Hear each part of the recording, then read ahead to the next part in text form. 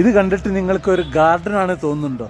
പക്ഷേ ഇത് ഗാർഡൻ അല്ല, ഇത് ശ്രീനഗറിലുള്ള ഒരു പൂന്തോട്ടമല്ല, ഒരു ഖബർസ്ഥാനമാണ്. മുസ്ലിങ്ങളുടെ മരണപ്പെട്ടതിൻ്റെ ഖബറടക്കൂല, ആ ഒരു സ്ഥലമാണ്. അപ്പോൾ അത് നമുക്ക് കാണാം.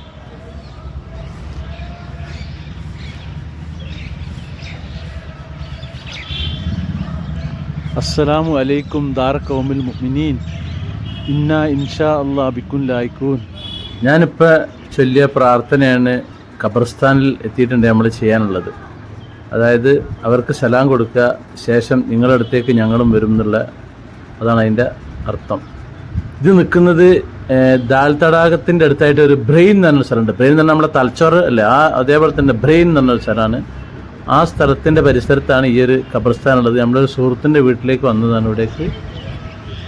പിന്നെ നവംബർ മാസത്തിൽ ഇവിടെ ഇലകളൊക്കെ കൊയ്യുന്ന സമയമാണ്, പൂക്കൾ കുറവാണ്. പക്ഷേ എന്നാലും കുറച്ച് പൂക്കളൊക്കെ ഉണ്ട് ഇവിടെ.